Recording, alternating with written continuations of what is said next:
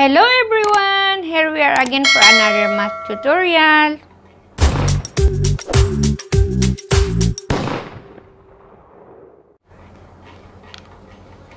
A vertical cylinder having a circular base of radius r and a height of 10 meters is filled with water at the rate of 1 meter cubed per minute. First question, how fast is the water rising? Second, how long will it take to fill the cylinder? Third, if the depth of the water in the cylinder at the vertical position is 4 meters, what is the maximum depth of water if the cylinder is in a horizontal position? Now here we're dealing with the cylinder. Now, first question, how fast is the water rising? That means, if it is rising, that means in the height. So if we will draw we have the rough sketch of a cylinder with a height of 10 meter. The height is 10 meter. And a circular base, of course, the radius is r. So here is the water, for example, and it is rising. Rising, that means we're dealing with the rate of the height over the time. And here, it is given the dV over dt. The dV, the change of volume over the time, which is equal to 1 meter cubed per minute. This is the change of volume over the time. It is given. Now, how fast is the water rising? That means we are looking for the dH over dt. Now, we know that for the volume, the formula for volume of a cylinder, which is equal to pi r squared h. H, of course, the height, and r is the radius. Now, taking the dV over dt, the change of volume over the time is pi r squared, and of course, the change in height over the time. Now, dV dt is given, which is 1 meter cubed per minute. So we can solve dH over dt, which is, this is the one we are looking for. Substituting the value, dV dt is equal to 1 meter and pi r squared dH over dt. Therefore, dH over dt, which is equal to 1 over pi r squared. Yan ang unang sagot sa question natin sa unang question. How fast is the water rising? dH over dt, which is equal to 1 over pi r squared. Now, we'll go to another, what do you call this one? Another question. How long will it take to fill the cylinder? Time to fill the cylinder is equal to, time to fill the cylinder is equal to the volume over the discharge.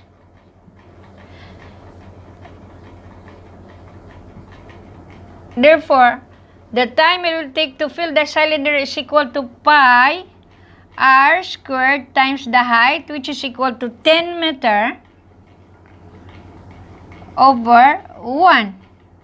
That means the time therefore is equal to 10 pi r squared. Yun ang sagot natin sa number 2. How long will it take to fill the cylinder? So, ito yung formula ng time, which is equal to the volume over the discharge, or the discharge is equal to volume over the time.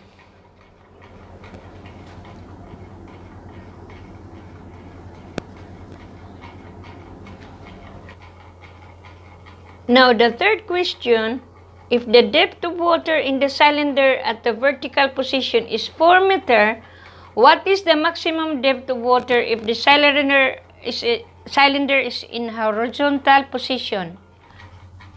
So if we will redraw the cylinder in a vertical position,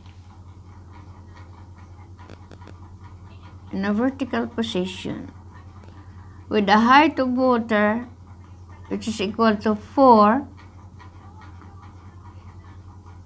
and this is the height of the cylinder,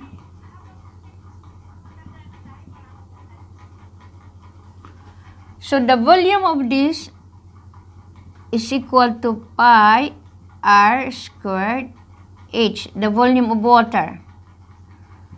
Therefore, substituting the value of h, which is equal to 4, the height of the water, volume of the water therefore is equal to 4 pi r squared. Now, dito, ang hinahanap dito is the depth of water when the cylinder is in horizontal position. So, dito, vertical to. Ito naman, horizontal. Kung i-redraw natin, we will draw the cylinder in a horizontal position. So, ito na yung water niya. Pero ang volume, pareho pa rin kahit mabaliktad, matuwad, maano man yung cylinder, ang volume ng water ganon pa rin. Ngayon, ang hinahanap natin is the depth. So, ito yun. The depth of the water. We'll designate as T. So, kung tingnan natin dito sa side, sa cross-section na side, i-draw natin. So, dahil ang height nito, height of the cylinder is 10, but the height of the water here on the third question is 4. That means it is less than, that means is below the center of the circle. Kasi, the height of the water is less than the half of the height of the cylinder. So, dito yun sa gitna. So, ang water natin dito lang. This is the water. So, dito, dahil dito sa gitna, ito, ma-designate natin nito na the R. This is the R of a circle, the radius. The height of the circle, this one, from here, is equal to the R.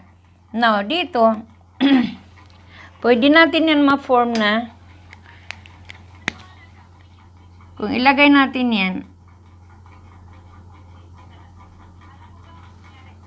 okay, now, so ang distance natin, ang depth of water is this one, this is the depth. So dito, i-designate natin na y, yung height. So dito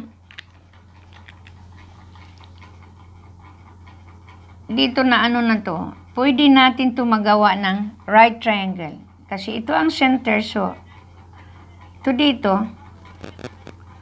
Kung i-designate natin na yung angle dito as theta, okay, so pareho lang yan, dalawa na yan, triangle.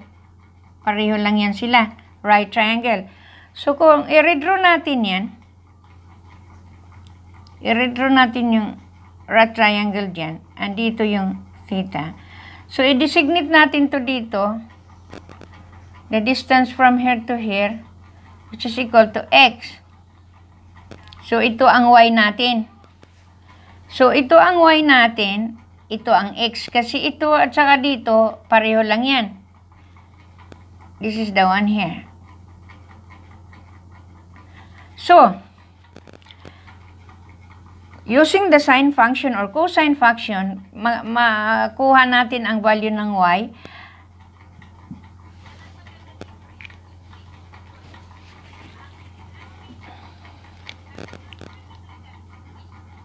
Sine of theta is equal to x over, because this is r. See, from the center to this one, r. This is r. So, x over r, x therefore is equal to r sine theta. Yan, may value na tayo ng x. The y, using cosine, is equal to y over r.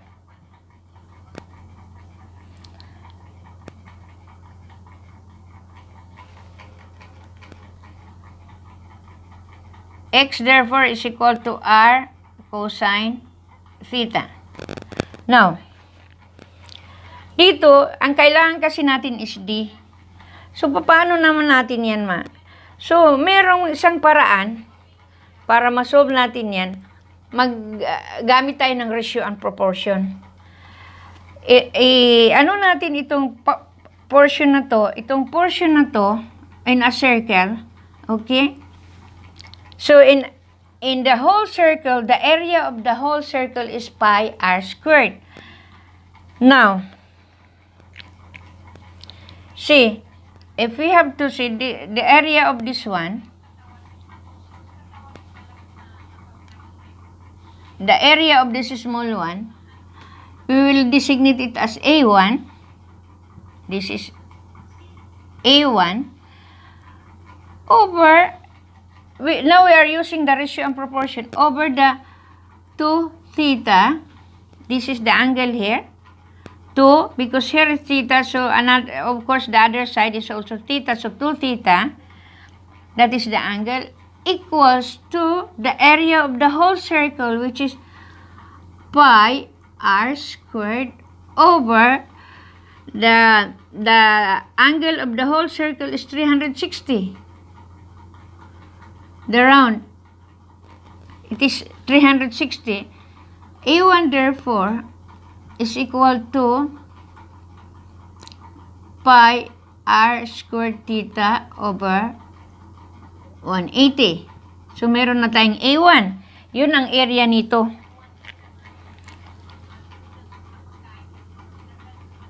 Yung area niyan. So, area to, which is this one, yung area na to, ito, kukunin natin, gawin natin, ang area to is equal to, dahil dalawa yan na triangle, so 2 times the area of a triangle, which is 1/2 the base times the height. Now, this cancel and this cancel, so the base times the height. Ano ang base niya? It is the y times the x, which is equal to y times the x. Now, substituting the value of y and x, which is equal to, this is y, x is equal, y is equal to r cosine theta times x, which is r sine theta. So, here it is. Because dalawa yan na triangle, kaya ginawa natin twice. And the area of a right triangle, which is equal to 1/2 the base times the height, which is y times the x. Now, the value of base, the y is r cosine theta and the x is equal to r sine theta. Therefore, area 2 is equal to r squared cosine theta sine theta. Now, so ang area nitong yung tubig na lang, the area of the water is equal to the whole area, which is the A1, pi r squared theta over 180 minus the area 2. See, this is the area 1 minus the area 2, which is this one. This triangle here. This is the area 2, which is equal to r squared cosine theta sine theta. So, simplifying this equation will result to 1.257 is equal to pi theta over 180 minus cosine theta sin theta.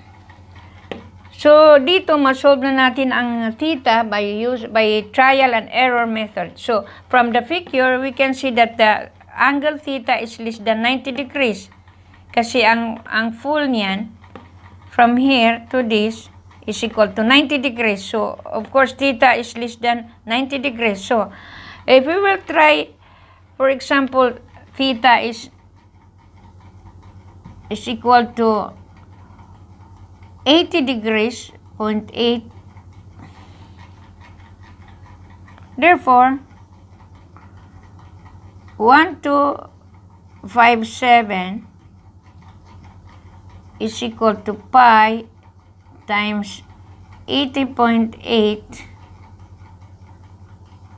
over 180 is minus cosine of 80.8 sine 80.8. So, kung that is using trial and error. So, i-simplify natin yan. 12257 is equal to 1.252.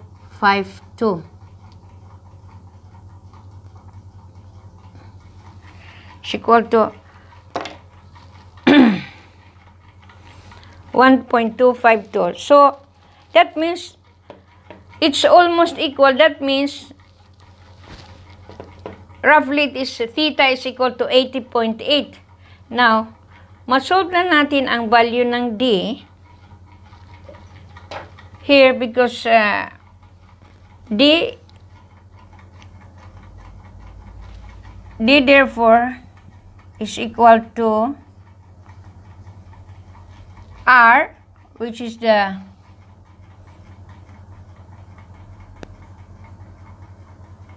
minus Y, which is R cosine theta. Yan. So,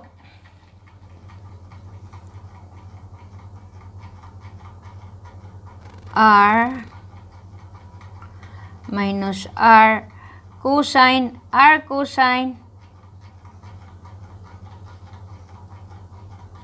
80 degrees, 0.8. Simplifying this one, the depth therefore is equal to 0.84 times the radius meter.